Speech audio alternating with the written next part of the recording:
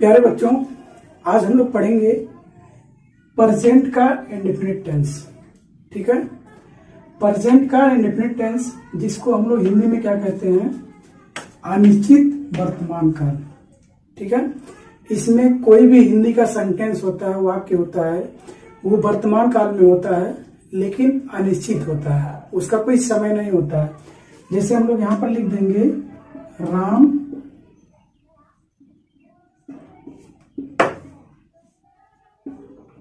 जाता है। ठीक है, क्या लिखा हुआ है, राम जाता है। अब देखिए राम जाता है लेकिन कोई समय नहीं दिया गया है कब जाता है। ठीक है, अनिश्चित है।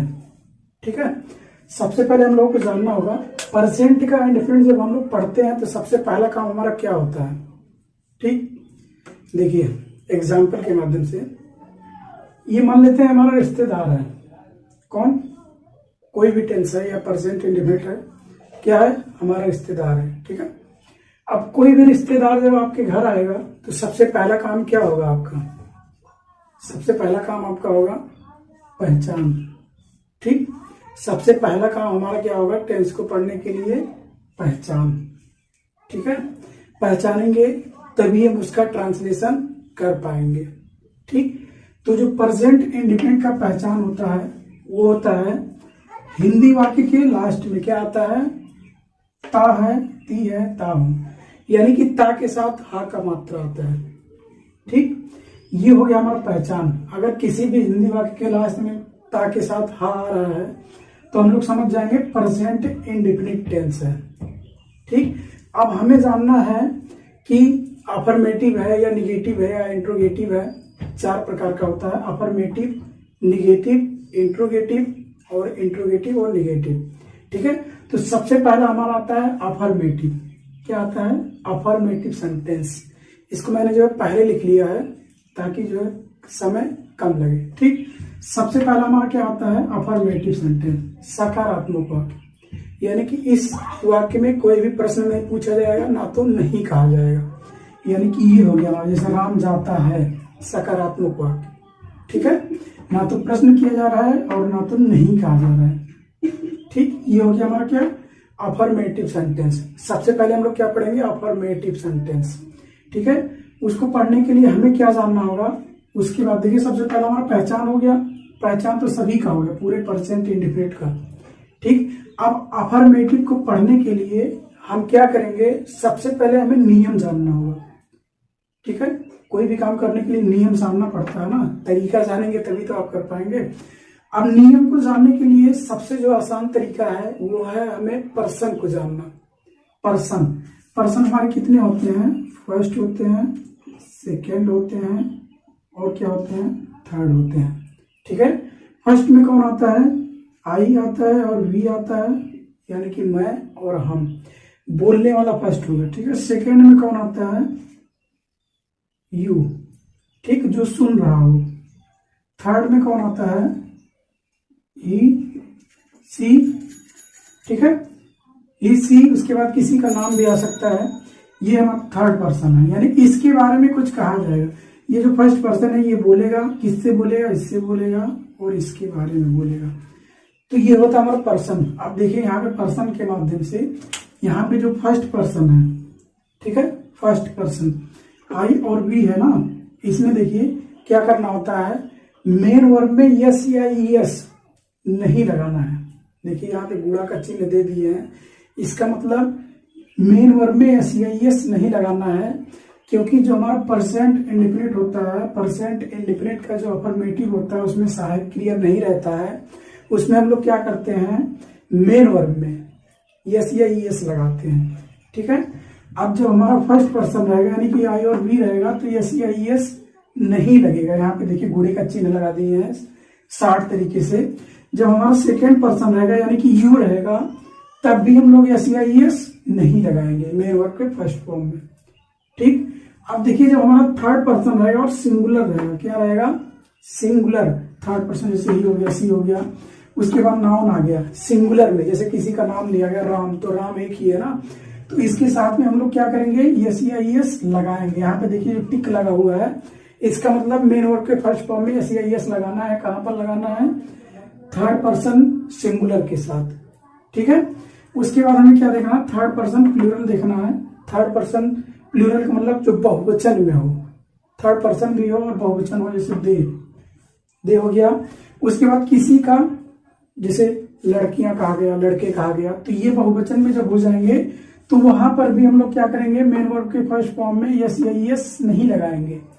ठीक, हमें यस या यस लगाना कहाँ पे है, केवल थर्ड पर्सन सिंगुलर के साथ। इसके बाद देखिए जो हमारा काम होगा वो जानना होगा हमें क्या, फॉर्मूला।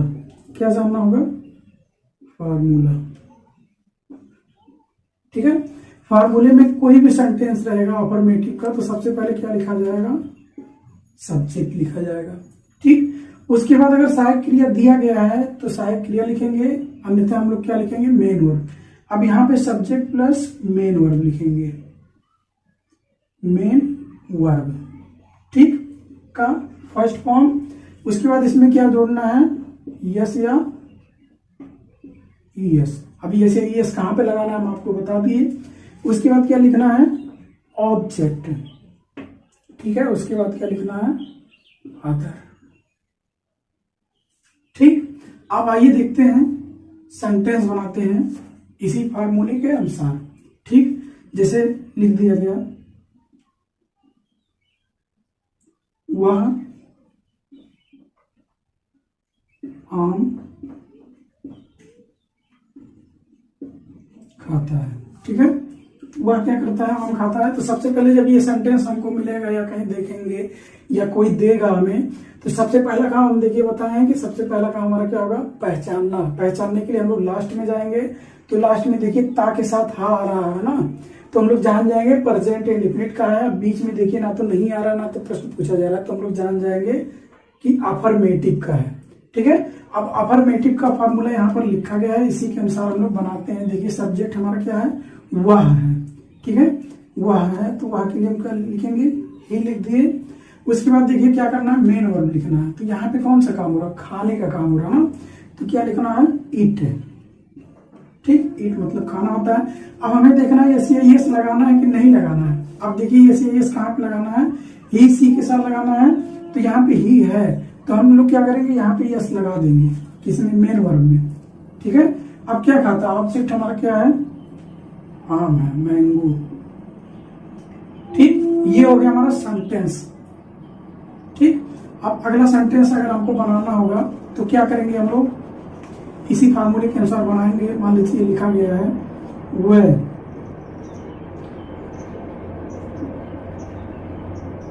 बगीचे में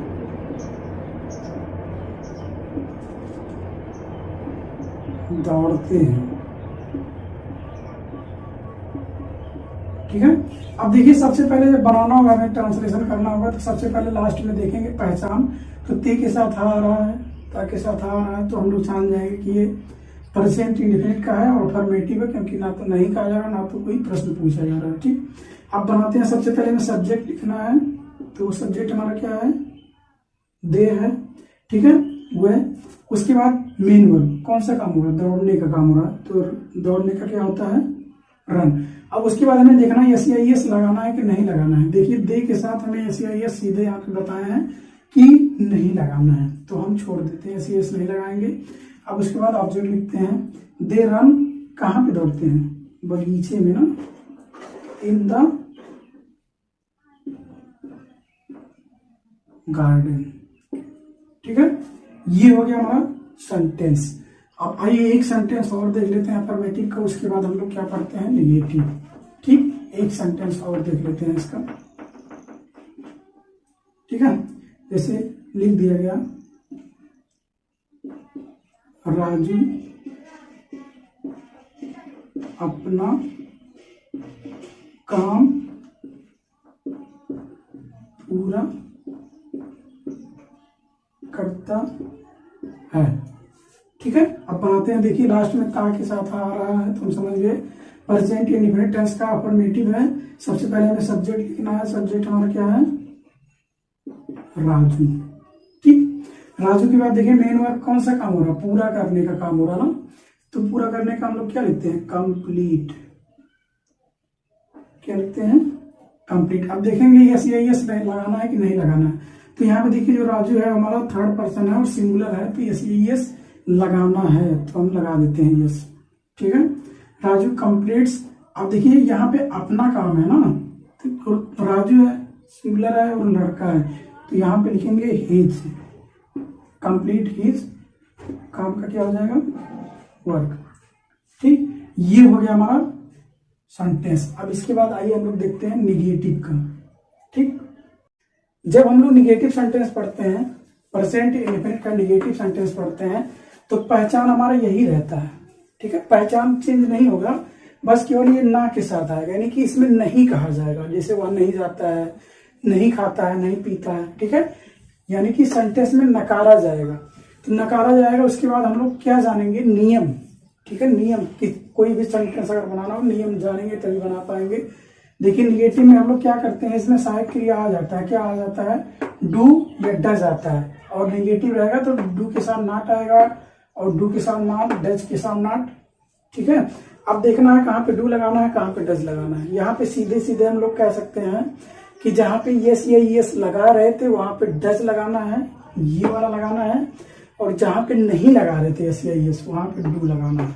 ठीक, यानी कि हम लोग फर्स्ट पर्सन आई बी के साथ डू नॉट लगाएंगे, सेकेंड पर्सन यू के साथ डू नॉट लगाएंगे, थर्ड पर्सन सिंगुलर के साथ क्या लगाएंगे, डज नॉट लगाएंगे, और थर्ड पर्सन प्लूरल के साथ क्या लगाएंगे, डू नॉट लगाएंगे। ठीक है, फार्मूला देखिए हमारा क्या हो जाएगा, यहाँ पे थोड़ा चेंज हो जाएगा।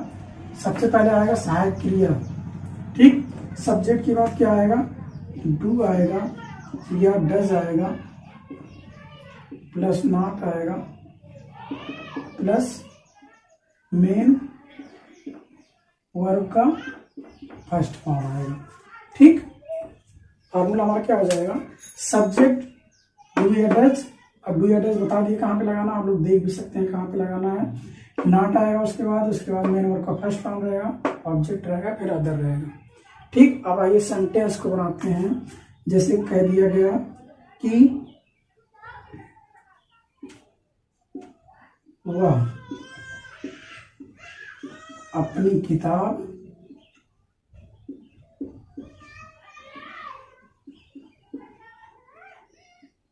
किताब नहीं पढ़ती है। क्या कहा गया, वह अपनी किताब नहीं पढ़ती है। अब देखिए यहाँ पे बीच में नहीं आ रहा है और लास्ट में क्या आ रहा है, ता के साथ आ रहा है, यानी कि प्रेजेंट इंडेफिनिट टेंस का है, समझ गए हम लोग, और निगेटिव का है क्योंकि बीच में नहीं आ रहा है। ठीक है, अब निगेटिव के लिए हम लोग क्या करेंगे, निगेटिव वाला फार्मूला लगाएंगे। सबसे पहले क्या लिखना है, सब्जेक्ट लिखना है, और यहाँ पे देखिए लड़की है, पढ़ती है ना, तो क्या लिखेंगे, सी। अब देखिए सी के साथ हम लोग बताए हैं कि जब थर्ड पर्सन सिंगुलर रहेगा तो डू क्या लगाएंगे, डज नॉट, तो क्या लगाएंगे, डज लगाएंगे और नॉट लगाएंगे। अब मेन वर्ब का फर्स्ट फॉर्म लिखना है तो पढ़ना है, पढ़ने का क्या होता है, रीड, रीड हो गया। सी डज नॉट रीड। उसके बाद अपनी किताब है ना, तो लड़की रहेगा तो हर लगाएंगे अपने के लिए। ठीक है, जब सिंगुलर में रहेगा तब, प्लूरल में रहेगा तो देयर लगाएंगे, वो अलग चीज है। जब यहाँ पे लड़का आएगा तो हिज लगाएंगे, लड़की रहेगा तो क्या लगाएंगे, हर लगाएंगे। ठीक है, अब आइए देख लेते हैं अगले सेंटेंस को। एक और सेंटेंस देख लेते हैं निगेटिव का। ठीक, जैसे लिख दिया गया, राहुल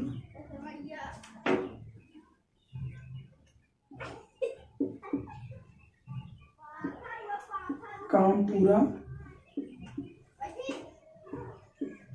नहीं करता है। ठीक है, ये हो गया हमारा सेंटेंस। अब देखिए सबसे लास्ट में क्या, पहचान हमारा क्या है, ताके साथ आ रहा है और बीच में नहीं आ रहा है, यानी कि हम लोग समझ गए प्रेजेंट इंडेफिनिट टेंस का है और निगेटिव है क्योंकि नहीं आ रहा है। अब निगेटिव के फार्मूले के अनुसार बनाते हैं। सबसे पहले सब्जेक्ट लिखना है, सब्जेक्ट हमारा क्या है, राहुल है, क्या है, राहुल लिख दिया। अब राहुल हमारा क्या है, एक वचन है तो क्या लगाएंगे, डज नॉट। ठीक है, डज नॉट। उसके बाद पूरा करना है, आपका पूरा करने का क्या होता है, कंप्लीट,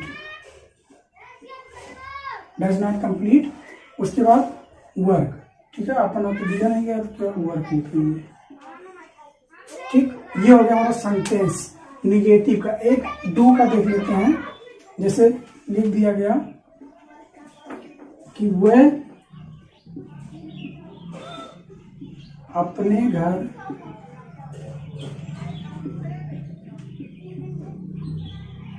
नहीं जाते हैं। ठीक है, देखिए यहाँ पे लास्ट में थे के साथ आ रहा है, ता के साथ आ रहा है और नहीं आ रहा है, तो ये निगेटिव सेंटेंस है, प्रेजेंट इंडेफिनिट का निगेटिव सेंटेंस है। अब बनाते हैं वह काम, क्या लिखेंगे, दे लिखेंगे। ठीक, दे के साथ देखिए मेन वर्ब डू या डज लगाना है तो क्या लगाएंगे, डू लगाएंगे, क्योंकि दे के साथ यहाँ पे बताया है कि डू लगाना है। डू के साथ क्या आएगा, नॉट आएगा क्योंकि नहीं है।